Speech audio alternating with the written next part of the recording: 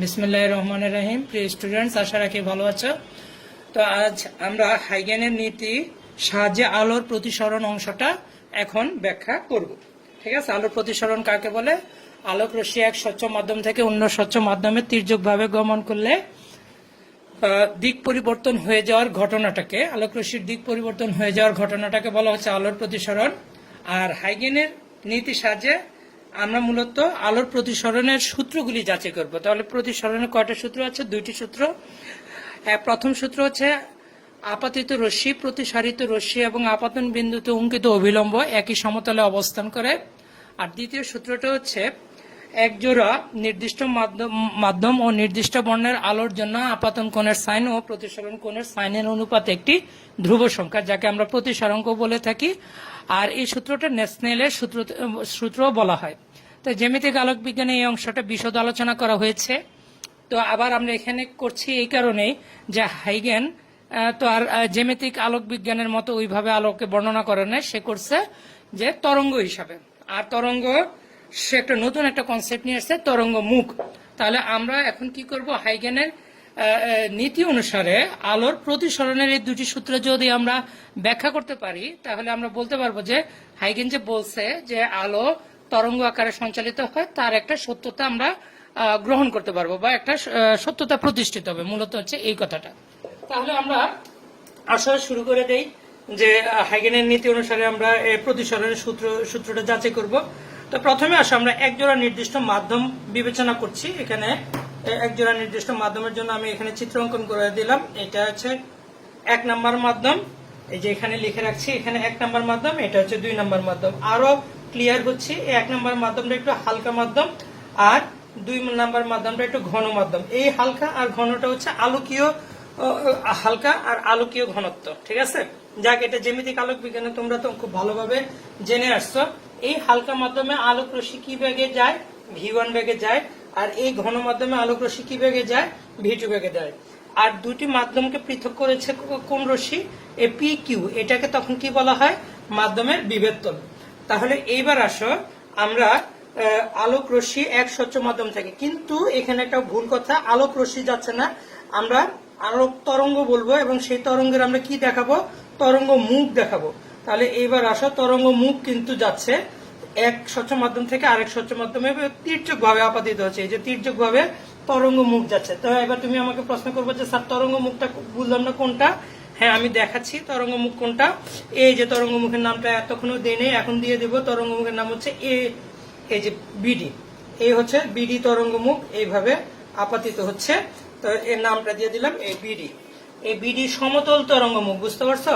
তো সমতল তরঙ্গ মুখ আর গোলীয় তরঙ্গ মুখ ইত্যাদি সম্পর্কে তোমাদের কিছু ধারণা আছে। তো আমরা এখানে লিখে রাখতেছি এটা বি, আর এখানে দিয়ে দিলাম বিডি তরঙ্গ মুখ।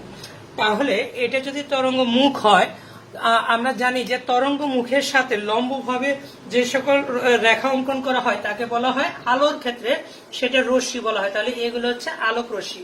তাহলে আলোক রশ্মিগুলোর নাম দিয়ে দেই। এটার নাম দিয়ে দিলাম এ বি, আর এটার নাম দিয়ে দিলাম সিডি। আচ্ছা, ভালো কথা। এ হচ্ছে আলোক রশ্মি।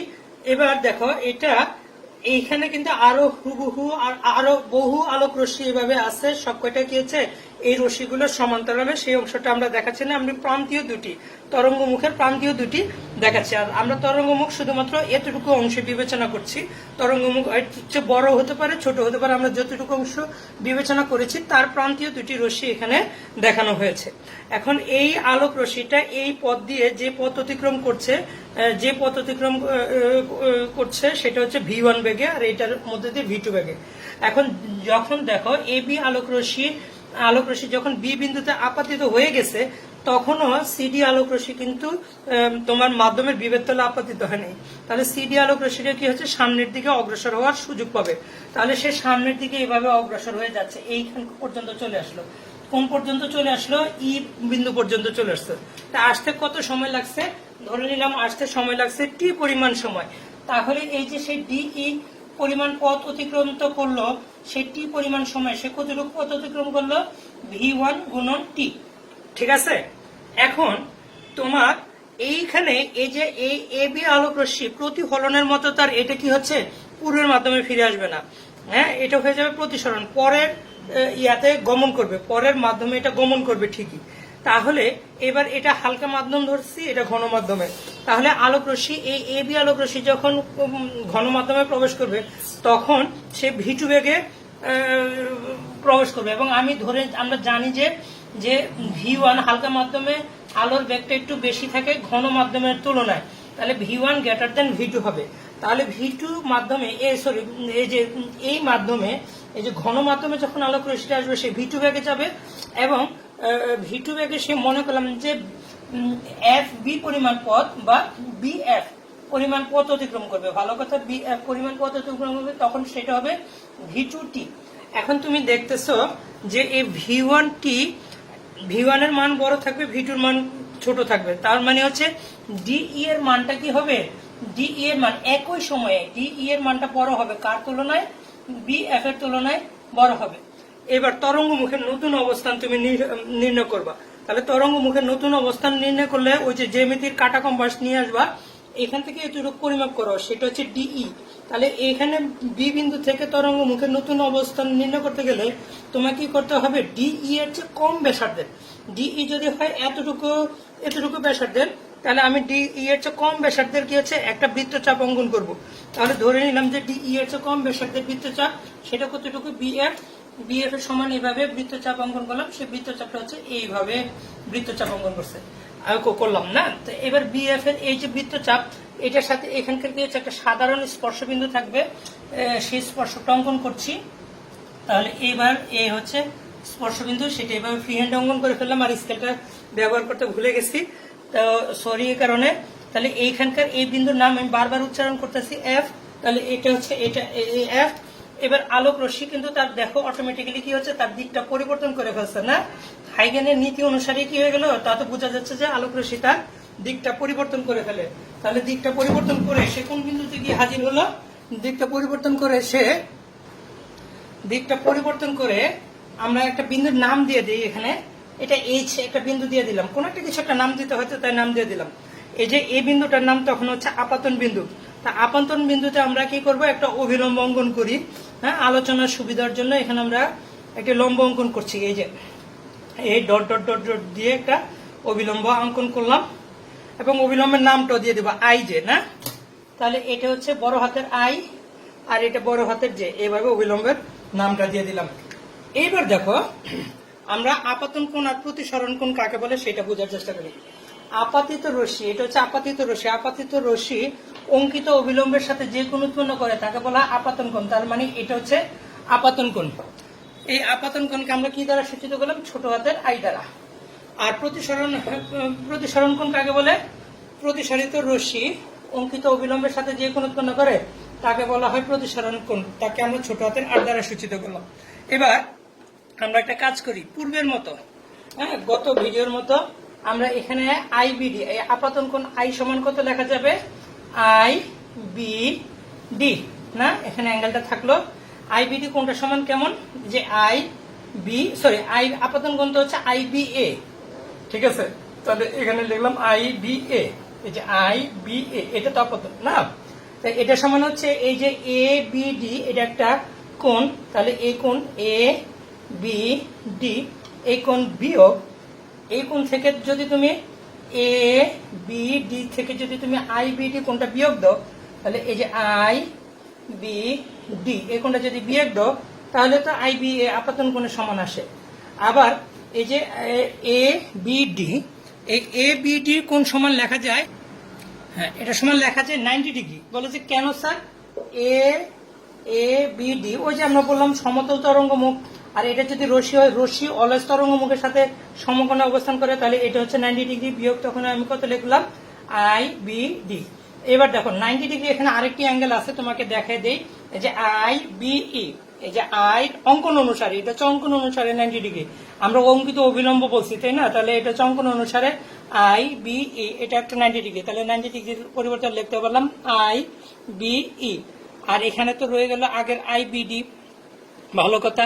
তো এবার আসো এখানে IBE বিয়োগ এটা, এবার চিত্রে দেখি। এই যে IBE বিয়োগ যাচ্ছে কত, IBD, এই যে IBD এটা বিয়োগ হচ্ছে, তাহলে থাকছে কত, DBE। তাহলে এই কোণটা সমান তুমি কত বলতে পারছো, ডি বি ই, অর্থাৎ এই যে ডি বি ই এই কোণটা এখন কত চলে আসলো, আই, ছোট হাতের আই, কারণ আই সমান তুমি এটা লিখছো। এই একটা ঘটনা গেল।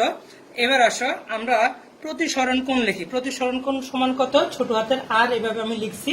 আর এখানে জে বি এইচ না, তাহলে আমরা লিখবো জে বি এইচ, এটি হচ্ছে আমার জন্য প্রতিসরণ কোণ। তাহলে প্রতিসরণ কোণ জে বি এইচ, এই কোণটা সমান আমি লিখতে পারি, দেখো এই কোণটা সমান আমি লিখতে পারি এই যে জে বি ই, এটা একটা 90 ডিগ্রি কোণ, বুঝতে পারছো, যে এটা অঙ্কন অনুসারে 90 ডিগ্রি কোণ, জে বি ই এটা একটা 90 ডিগ্রি। এই যে জে বি এইচ এই কোণটা সমান লিখতেছি জে বি ই, এই কোণ থেকে বিয়োগ হচ্ছে কত, এইচ বি ই। তাহলে আমরা এই যে এইচ বি ই এই কোণটা বিয়োগ দিয়ে দিলে তো আমরা কার সমান পাচ্ছি, জে বি এইচ এই কোণটা সমান পেয়ে যাচ্ছি। এবার দেখো জে বি ই এটা সমান তুমি কত বলছো, 90 ডিগ্রি, লিখলাম 90 ডিগ্রি, আর এখানে তো এইচ বি ই রয়ে গেল, তাহলে থাকলো। এবার দেখো আমরা 9, 10-এ থাকতে না 6, 7-এ থাকতে একটা উপপাদ্য করে আসছি যে একটা ত্রিভুজের এটা একটা সমকোণী ত্রিভুজ না, আচ্ছা এত 6, 7 দরকার নেই, নর্মাল লজিকে থাকি। এই যে এখানে ইএফটা কি জিনিস বলতো, ইএফটা হচ্ছে একটা তরঙ্গমুখ, কার তরঙ্গমুখ, এই যে আগে ছিল কে, বিডি তরঙ্গমুখ, টি সময় পরে তরঙ্গমুখের নতুন অবস্থান কোনটা পাওয়া গেছে, ইএফ, তাহলে এটা হচ্ছে নতুন তরঙ্গমুখের অবস্থান পাওয়া গেল। আর আমি অলওয়েজ বলছি তরঙ্গমুখ রশ্মির সাথে কি হচ্ছে, লম্বভাবে অবস্থান করে, তাহলে বিএইচ হচ্ছে রশ্মি, তাহলে এখন তাহলে এই অ্যাঙ্গেলটা কত আসবে, 90 ডিগ্রি অ্যাঙ্গেল। তাহলে এই অ্যাঙ্গেলটা যদি 90 ডিগ্রি অ্যাঙ্গেল হয় তাহলে এই দুইটি কোণের সমষ্টি কত আসবে, 90 ডিগ্রি, বুঝতে পারছো, এই যে এই অ্যাঙ্গেলটা 90 ডিগ্রি, তাহলে এই কোণ আর এই কোণ মিলে কত আসবে, 90 ডিগ্রি।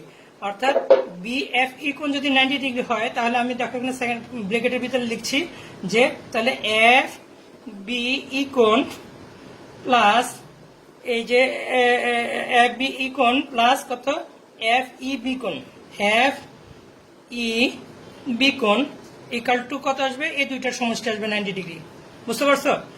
আর এইখানে এইবার এফ, এই এফটা তো এই যে বি এফ, আমরা এখানে এইচ পর্যন্ত লিখতে পারি, এফ এফ বিন্দুটাতে তো একই রশ্মি, বি এফ এইচ একই রশ্মি, সো আমরা এখানে বলতে পারি এইচ বি ই কোণ প্লাস এফ ই বি কোণ ইকাল টু কত, 90 ডিগ্রি। তো এটাকে আমি ওই সাইডে নিলে আমরা কি বলতে পারি, এফ ই বি কোণ সমান 90 ডিগ্রি মাইনাস এই যে এইচ বি ই কোণ, তাই তো। তো এবার দেখো এই যে এখানে তুমি লিখছো কত, 90 degree minus h b e, এখানে কত লিখছো, 90 degree minus h b e, তাহলে 90 ডিগ্রি মাইনাস এইচ বি সমান তুমি এখন কি লিখতে পারো, এফ ই বি। তাহলে সুতরাং চিহ্ন দিয়ে আমরা এই আর কোণ সমান এই যে আর ইকুয়াল টু এখন লিখতে পারছি কত, সবকিছু কাটাকাটি গিয়ে আমাদের আসতে আসতে এফ ই বি। তো এটা আমরা চিত্র বসাতে, চিত্রে এফ ই বি খুঁজে বের করি, এই যে এফ ই বি এই কোণটার সমান এখন আমার কত আসছে, আর, ভালো কথা। এবার আমরা জানি দুইটা ত্রিভুজ পাওয়া গেল, একটা ত্রিভুজের নাম হচ্ছে প্রথমে উপরে এটা ত্রিভুজের নাম দিলাম ত্রিভুজ ডি বিই। এই ত্রিভুজে তুমি দেখো যে আই হচ্ছে, তুমি এখানে সাইন আই নিবা, বুঝতে পারছো, আই হচ্ছে আপাতন কোণ, সাইন আই নিলে আই যদি এটা হয় তাহলে লম্ব এটা, ভূমি হচ্ছে লম্ব বাই অতিভুজ, অতিভুজ হচ্ছে বিই, তাহলে লম্ব হচ্ছে ডিই আর অতিভুজ হচ্ছে কত, বিই, এটা 1 নম্বর সমীকরণ। আর ত্রিভুজ আরেকটা নিলাম নিচে এফ ই বি, তাহলে ত্রিভুজের নাম হচ্ছে এফ ই বি। এই ত্রিভুজের নাম অনুসারে এই ত্রিভুজে আমরা পাই কি সাইন আর সমান কত পাওয়া যাচ্ছে, সাইন আর সমান আসতেছে এইটার আর কোণের জন্য নিচ্ছে, তা আর কোণ নিলে তাহলে লম্ব হচ্ছে এ বি এফ, লেখলা লম্ব হচ্ছে বি এফ, ঠিক আছে। আর অতিভুজ কত, ওই অতিভুজ তো এটাই, তাহলে অতিভুজ হচ্ছে বিই, এটাকে আমরা তখন 2 নম্বর সমীকরণ দিয়ে দিতে পারি। তাহলে এবার 2 নম্বর সমীকরণ যদি দিয়ে দেই, 1 আর 2 থেকে আমি কি লিখতে পারি যে 1 ও 2 হতে এই দুইটা থেকে আমি কাজ করবো। এই 1 নম্বর আর 2 নম্বর হতে বলতে কি, হতে মতে বাদ, আমরা হচ্ছে 1 কে 2 দ্বারা ভাগ দিব, ইমপ্লাইজ দ্যাট, তাহলে এটা হচ্ছে sine i divided by sine r, তাহলে দিলাম sine i divided by sine r. তাহলে এখানে বিই আর বিই কাটা যাবে, গিয়ে থাকবে কত, ডিই, আর এখানে থাকতেছে বিএফ, ওইদিকে তুমি ডিই সমান লিখে রাখছো V1T আর বিএফ সমান লাগছে V2T, তাহলে এটা হলো V1T বাই V2T। তাহলে এগুলো সবকিছু কাটলে একটা টি কাটা গেলে V1 ডিভাইডেড বাই কত থাকে, V2, তাহলে V1 ডিভাইডেড বাই V2, এটার মানিটা কি, এটা মানিটা হচ্ছে আমরা যারা 9-10-এ পড়ছি তারা এটা জানি, যারা জ্যামিতিক আলোক বিজ্ঞানের চ্যাপ্টার আগের চ্যাপ্টারটা পড়ছো তারাও এটা জানো যে এই মাধ্যমের আলোর বেগ ডিভাইডেড বাই এই মাধ্যমের আলোর বেগ, দুটি মাধ্যমের আলোর বেগের অনুপাত একটি ধ্রুব সংখ্যা এবং উক্ত ধ্রুব সংখ্যাকে কি বলা হয়? প্রতিসারাঙ্ক। তাহলে তুমি বলবে কি 1 নাম্বার মাধ্যম সাপেক্ষে 2 নাম্বার মাধ্যমের প্রতিসারাঙ্ক এটা। তাহলে তুমি সংক্ষেপে এইভাবে সুতরাং চিহ্ন দিয়ে বলতে পারবে যে 1 মিউ 2। তাহলে 1 মিউ 2 ইকুয়াল টু তখন তুমি কত লিখতে পারতেছো? sin i by sin r। তাহলে এই জিনিসটা যা যা প্রতিসরণের দ্বিতীয় সূত্র না, বা স্নেলের সূত্র বলে এটাকে না, দ্বিতীয় সূত্র কেন? ওই যে আপাতন কোণের সাইন আর প্রতিসরণ কোণের সাইনের অনুপাতে একটা ধ্রুব সংখ্যা আসতেছে না, সেই ধ্রুব সংখ্যাটা হচ্ছে 1 মিউ 2, বা সংক্ষেপে কোনো বইয়ের ভিতরে শুধু মিউ দিয়ে রাখছে, তো মিউ দিয়ে রাখলে মিউ। তাহলে এটা প্রতিসরণের দ্বিতীয় সূত্র তুমি যাচাই করে ফেললা। আর প্রথম সূত্রটা কি হবে আমরা এখানে লিখে রাখি মুছে। তাহলে দ্বিতীয় সূত্রটা কি, সরি প্রথম সূত্রটা কি দাঁড়াচ্ছে? যে যা প্রতিসরণের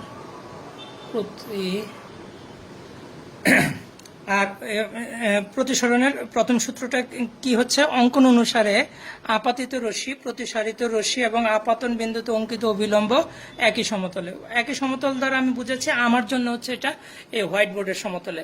আর তুমি যখন খাতা কলমে করবে তোমার খাতা সমতলে, আর বই যখন পড়বে তখন বইয়ের সমতলে অবস্থান করতেছে। একই সমতলের অবস্থানের অর্থ অনেক স্টুডেন্ট বুঝে, আবার অনেক স্টুডেন্ট বুঝে না। অর্থাৎ এই যে এ বি রশ্মিটা এখন কোন তলে অবস্থান করতেছে? হোয়াইট বোর্ডের তলে।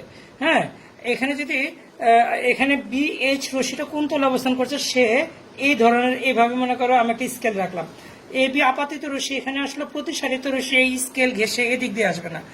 যদি আপাতিত রশ্মি যে বোর্ড তল ঘেসে আসতেছে, প্রতিসারিত রশ্মি একই তল ঘেসে থাকবে, অবিলম্ব একই তল ঘেসে থাকবে। তাহলে অঙ্কন অনুসারে দেখা যাচ্ছে যে আপাতিত রশ্মি, প্রতিসারিত রশ্মি আপাতন বিন্দুতে অঙ্কিত অবিলম্ব একই সমতলে অবস্থান করে, যা প্রতিসরণের আমরা প্রথম সূত্র নামে পরিচিত।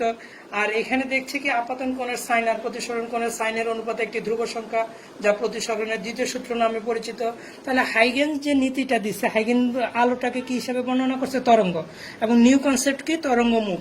তাহলে আমাদের এখানে বিডি তরঙ্গ মুখটার নতুন অবস্থান কত? ইএফ।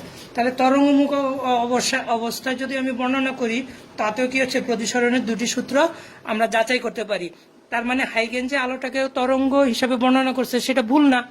তার মানে আলো আমাদের এখনকার পর্যন্ত হাইগেনের যুক্তি অনুসারে এখনকার পর্যন্ত সেটা কি? তরঙ্গ। এই যুক্তিটা ঠিক আছে।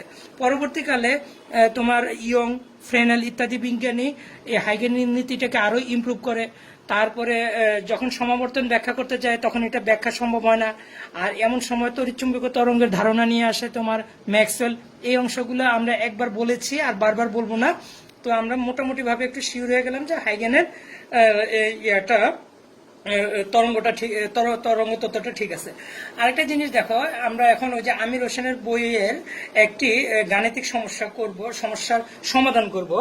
তো সমস্যা সমাধানের আগে আমরা এই চিত্রটাকে আমরা একটু করি। মনে করো এইখানে একটা অবিলম্ব অঙ্কন করলে আলোক রশ্মি কি হচ্ছে, এইটার এই যে বিএফ এর সমান করে একই পথ একই সময়ে এইভাবে অতিক্রম করবে বা এইভাবে যাবে। এত ঝামেলা বাদ দিয়ে এত কিছু যদি যুক্তি নাও বুঝো তাহলে এই যুক্তিটা তো বুঝবা যে অন্তত প্রতিসারিত রশ্মি এই রশ্মির সমান্তরালে থাকবে। ঠিক আছে, এই রশ্মির সমান্তরালে থাকলে দেখো আপাতিত রশ্মির প্রস্থটা কোন প্রস্থে আসতেছিল? বিডি প্রস্থে। অর্থাৎ তরঙ্গ মুখ যেটা আসতেছিল সেটা। যখন হালকা মাধ্যম থেকে ঘন মাধ্যমে চলে গেল তরঙ্গ মুখের প্রস্থটা বেড়ে গেছে, এফ ই হয়ে গেছে, তাই তো। তো আমরা আমির হোসেনের স্যারের বইয়ের একটি অঙ্ক করব সেটা বোঝানোর জন্য যে আপাতিত রশ্মির তরঙ্গ মুখের প্রস্থটা এখানে হচ্ছে বিডি, আর প্রতিসারিত রশ্মির জন্য তরঙ্গ মুখের প্রস্থটা হচ্ছে এই যে এ বরাবর, এই যে এফ ই বা এ বরাবর যেটা আছে, এই তরঙ্গ মুখগুলো এই বরাবর প্রতিসারিত হবে। এটা বোঝানোর জন্য আমরা আগে থেকে এই যে এটা হচ্ছে প্রস্থটা এই বরাবর, তার একটু বড় হয়ে যাবে, তাই না? তো সেটা আমরা এখন দেখব। ধন্যবাদ স্টুডেন্ট, পরের অঙ্কটা একটু ভালোভাবে দেখো। আচ্ছা, এখন ওই আমরা যে অঙ্কটা করব সেটা আমির হোসেন স্যারের বইয়ের উদাহরণের একটি অঙ্ক।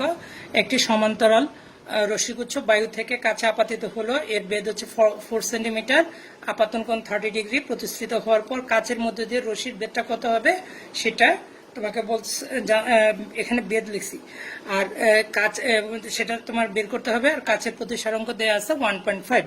তো আমরা একটু চিত্র অঙ্কন করি, কারণ কিছুক্ষণ আগে আমরা এই সম্পর্কে ভালোভাবে জানতে পেরেছি। তো এখানে আমরা ফ্রি হ্যান্ডে অঙ্কন করছি, এটা কোনো ব্যাপারই না।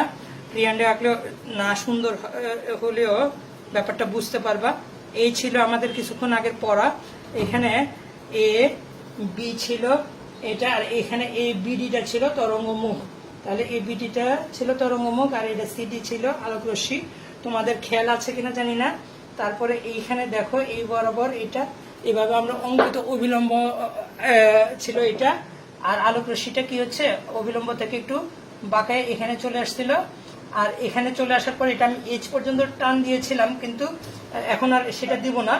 আর এখানে ডি ই এর চেয়ে কম, তাহলে এখানে আমরা এফ লিখে রাখলাম। এরপরে ই আর এফ এটা যুক্ত করে দিলাম।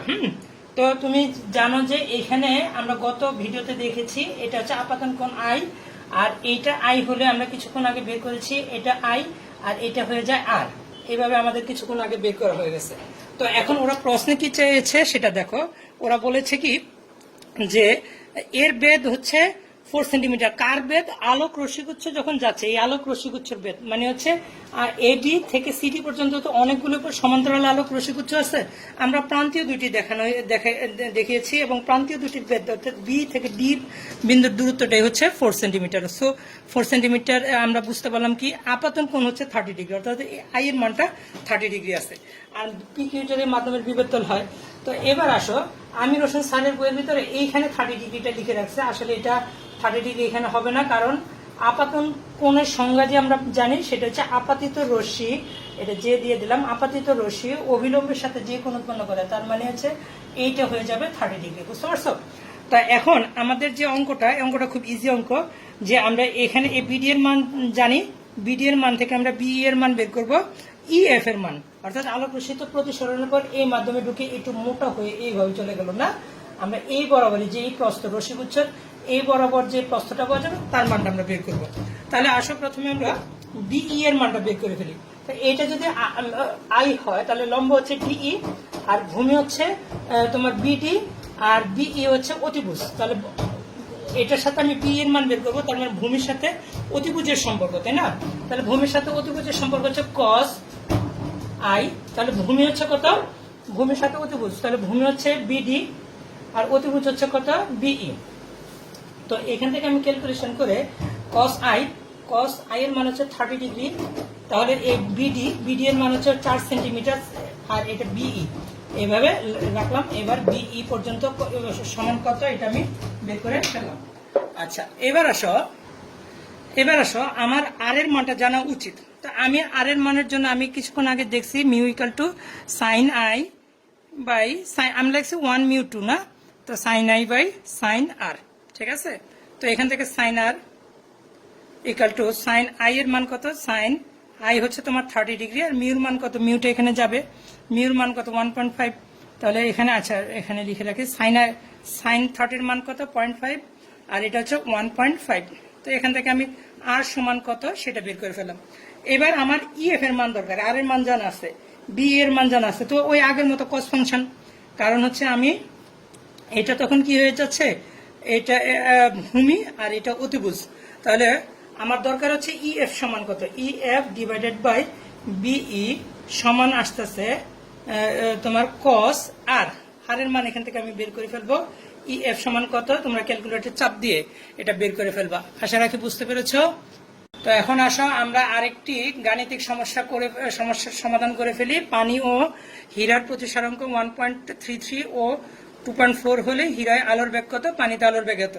তো এটা কাছাকাছি। আবার জ্যামিতিক আলোক বিজ্ঞানে হয়তো এই ধরনের তোমরা কিছু একটা অঙ্ক করেছো, তো আবার এখানেও দিলাম। ওই চ্যাপ্টারের কিছু জ্ঞান এখানে কাজে লাগাতে পারো, আবার না লাগালেও চলে, অসুবিধা নাই। যে আমরা জানি যে 1 mu 2 equal to mu 2 divided by mu 1, এটা আমরা 9, 10 থাকতেই জানি। তো এখন আসো আমরা যদি বলি যে পানি আর হীরার ক্ষেত্রে এটা লিখবো, তাহলে পানি হচ্ছে ওয়াটার মিউ ডায়মন্ড হচ্ছে ডি ইকাল টু লিখতে পারবো mu d divided by mu ডব্লিউ, এটা আমি লিখতে পারবো। তা তোমার এখন আমরা দেখো আলোক রশ্মি, মনে করো যে পানি থেকে হীরাতে গমন করছে, তাহলে সেই ক্ষেত্রে তুমি কিছুক্ষণ আগে যে পড়াটা পড়েছ সেই হিসাবে তুমি বলতে পারবা mu W D equal two কিছুক্ষণ আগে যে আমি ওই V1/V2 ইত্যাদি করেছিলাম, সেই ক্ষেত্রে আলোক রশ্মি এটা আপাতন মাধ্যমে, তাহলে এখানে তুমি কি বলবা যে পানিতে আলোর বেগ VW ডিভাইডেড বাই ডায়মন্ডে আলোর বেগ VD, এটা তুমি বলতে পারবা। আর W সমান লিখতে পারবো উল্টা আগে দিলে, এটা না, তাহলে μD/μW না। জ্যামিতিক আলোক বিজ্ঞান একটু হয়তো বা এত টেনশন করিও না, এগুলো ওই অংশে আছে, আর তোমরা কিছু জানো না, এটা পড়ছো আমি শিওর এটা। তো এখন এখান থেকে তোমার সবকটি রাশির মান আছে, ভিডি সমান কত সেটা তুমি বের করবা, ঠিক আছে। তা এখন আমরা আরেকটা জিনিস দেখবো, পথ পার্থক্য ও দশা পার্থক্যের মধ্যে সম্পর্ক। যদিও এটা ফার্স্ট পার্টে তুমি তরঙ্গ চ্যাপ্টার একবার করে আসছো, আবারও দেখাচ্ছি, কোনো দেখাচ্ছি আর কি, এই কারণে দেখাচ্ছি, আর কিছু না। তো আমরা পথ পার্থক্য দশা পার্থক্যের মধ্যে সম্পর্ক ফার্স্ট পার্টে এক ধরনের দেখিয়েছি, এখন আমরা আরেক ধরনের দেখাবো, ঠিক আছে। তো আরেক ধরনের দেখাবো বলতে বুঝাচ্ছি যে মনে করো এটা আসলে আমি যদি ব্যতিচারটা আগে পড়াতে পারতাম তাহলে খুবই ভালো হতো আমি তোমাদেরকে এটা বুঝানোর জন্য, কিন্তু তখন হয়তো আমি ভুলে যাব, কারণ ব্যতিচারের অংশটা অনেক বড়, তো ডিটেল অনেক পড়া পড়তে হয়, ঠিক আছে।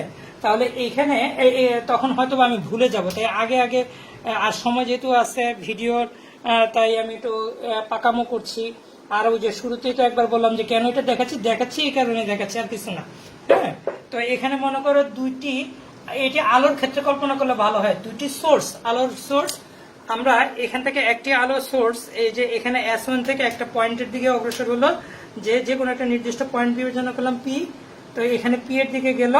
আরেকটি আলোক সোর্স S2 থেকে এইভাবে P এর দিকে গেল না। তাহলে এবার তুমি তো বুঝতেছো কোন রশ্মিটা বেশি পথ অতিক্রম করেছে, কোনটা কম অতিক্রম করেছে, এগুলো সব ভালোভাবে বুঝতে পারো।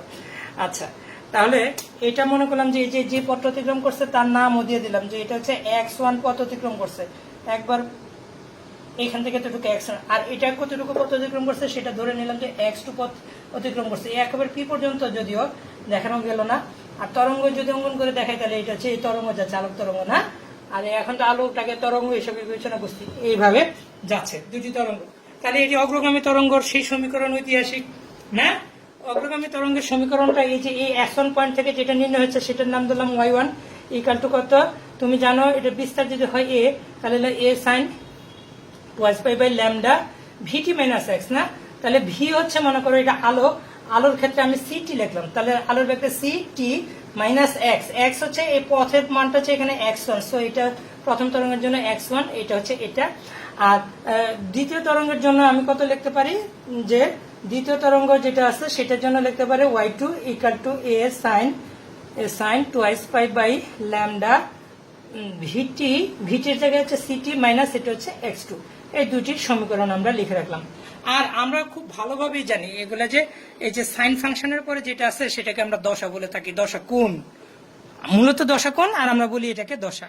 তাহলে এই দুটি কোণের মধ্যে পার্থক্য মানে হচ্ছে দশার পার্থক্য হয়ে যাবে, তাই না। তাহলে আমরা দুটির কোণের মধ্যে পার্থক্য লিখি, তাহলে দশার পার্থক্য লিখে রাখতেছি, দুটি কোণের মধ্যে পার্থক্য।